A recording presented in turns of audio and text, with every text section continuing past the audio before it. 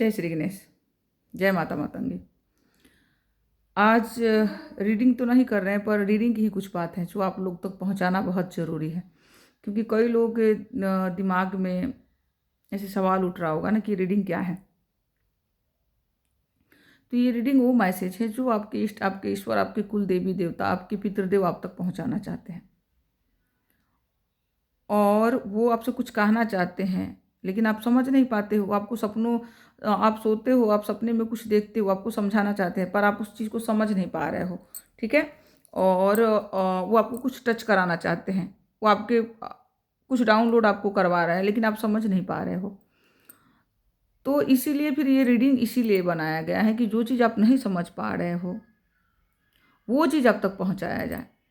और आपको लगता है कि वो रीडिंग मैं कर रही हूँ, या कोई और जितने भी रीडिंग करने वाले हैं बहुत हैं, तो वो लोग कर रहे हैं, तो कोई भी नहीं करता।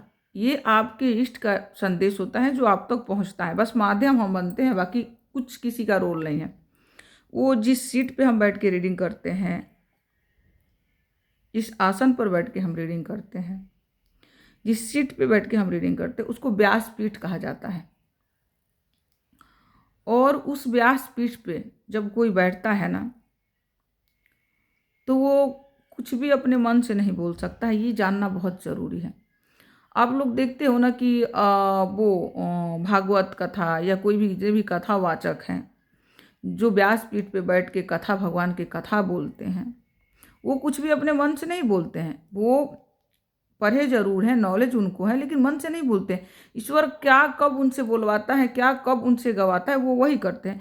सेम वही है कि जब हम उस व्यासपीठ पे बैठते हैं ना, तो हम चाह के अपने मन से कुछ नहीं बोलते हैं। उस कार्ड में क्या आता है, कैसे आएगा, किसी को भी कुछ नहीं पता होता है।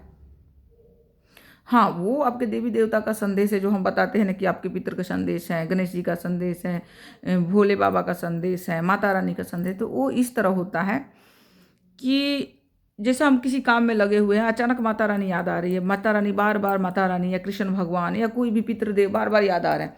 तो ये हमें बताया जाता है, जब हम कोर्स करते हैं तो उसमें ये सिखाया जाता है कि जब हमें कोई याद आता है, कोई भी देवी देवता है, कोई भी याद आ रहा है ना, तो आप समझ लीजिए कोई आपको याद है, वो आपको कॉल करा है, वो आपसे बात करने के लिए कॉल करा है। भगवान के पास फ़ोन तो नहीं है ना कि वो फ़ोन से, डायरेक्ट फ़ोन से आपको बात करेगा, तो वो आपको यहाँ याद दिलाता है। ये कैसे, थोड़ा सा समझते हैं कि होता है ना कि पहले के ज़माने में कोई फ़ोन वोन जब नहीं होता था, तो क्या होता था, अचानक किसी की याद आने लगता था, तो लोग कहता थे कि अरे उनकी तो बड़ी याद आ रही है। कैसे?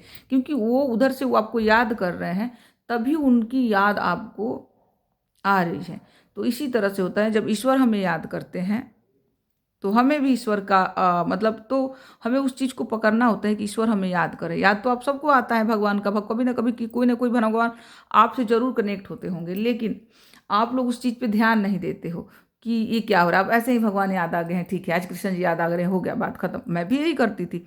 लेकिन जब आप कोर्स करोगे ना, तो आपको ये समझाया जाता है कि जब ईश्वर कनेक्ट होते हैं आपसे, तो उनकी याद बार बार आपको उनकी याद आएगी। तो उस बीच में, क्योंकि वो जागरूक, जब आप जागरूक हो जाओगे, खुद को समझ जाओगे, बैलेंस कर लोगे, तो ये चीज़ें आपको समझ में आने लगता है। और इसके लिए गुरु की ज़रूरत होती है, तो मतलब आपको कोर्स तो करना ही पड़ेगा। ठीक है। और जब वो कनेक्ट होते हैं, तो उस टाइम में सारे काम छोड़ के आपको बैठना पड़ेगा एकांत में, या आप उसको मेडिटेशन कह लो कि आप मेडिटेशन पूजा करने बैठ जाओ, और शांति से वहाँ पूजा रूम में बैठ के आप सोचो कि क्या भगवान आपसे क्या बताना चाहते हैं, क्या कहना चाहते हैं। या कहीं एकांत में बैठ के उस चीज़ पे कि आज मुझे कृष्ण जी याद कर रहे थे, तो क्यों याद कर रहे थे, वो मेरे को क्या बताना चाहते हैं, क्या कहना चाहते हैं। आप जो मंथन करने लगोगे ना, चिंतन करने लगोगे ना, तो कुछ ना कुछ आपको मतलब समझ में आने लगेगा। कोई ना कोई ऐसी चीज़ें, कोई ऐसी बातें, कुछ भी ऐसी चीज़ जो भगवान आपको बताना चाहते हैं ना, वो याद आने लगेगा, वो समझने लगेगा। तो हम लोग इसी तरह से समझते हैं कि जब भगवान हमसे कनेक्ट होते हैं ना, तो जैसे आया कि भाई आज कृष्ण जी एकदम से आया कि कृष्ण जी बार बार याद आ रहे हैं, क्यों आ रहे हैं कृष्ण जी की, ये वो क्यों आ रही है, तो वो हमसे कुछ कहना चाहते हैं। अब कहना चाहते हैं, तो जब हम मेडिटेशन करते हैं या एकांत में बैठते हैं, तो समझ में आ जाता है कि आज ये भगवान, मतलब श्री गणेश का संदेश है, या माता रानी का संदेश है, या कुल देवी देवता का या पितृदेव का संदेश है, जो वो चाहते हैं कि आप तक पहुँचे। तभी हम बैठ के बोलते हैं कि आपके कुल देवी का संदेश है, आपके पितृदेव का संदेश है, आपके इष्ट का संदेश है, वो संदेश हम आप तक पहुंचाते हैं। और जो भी निकल जाए उस कार्ड से, जो भी निकल जाए वो आप तक पहुंच जाता है। अब मानिए या ना मानिए, वो आपका काम है। हमारा काम था कि आपके इष्ट के संदेश को आप तक पहुंचाना। अब आप जानो और आपका इष्ट जाने, क्योंकि हमने अपना काम करा। ठीक है। और एक और बात मैं आप लोगों को समझाना चाहूँगी कि देखिए, विश्वास पे दुनिया कायम है। ठीक। अगर आपके मन में आपके इष्ट के लिए विश्वास है, अपार विश्वास है आपके इष्ट के लिए, और आपको लग रहा है कि ये संदेश आप ही के लिए है, तो आप ये समझ जाओ कि आपके इष्ट देव आपके ऊपर बहुत प्रसन्न है, बहुत ही ज़्यादा प्रसन्न है। वो आपको कुछ बताना चाहते हैं, और इसीलिए इतना विश्वास उनके ऊपर आपका हो रहा है।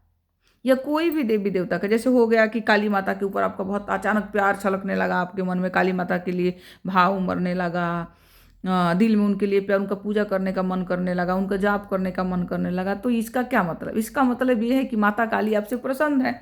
वो चाहती है कि आप उनको बुलाओ, उनका नाम जाप करो, उनका मंत्र जाप करो, और वो आपके जीवन को परिवर्तन करना चाहती है। मतलब जिस काली माता काल के परे हैं।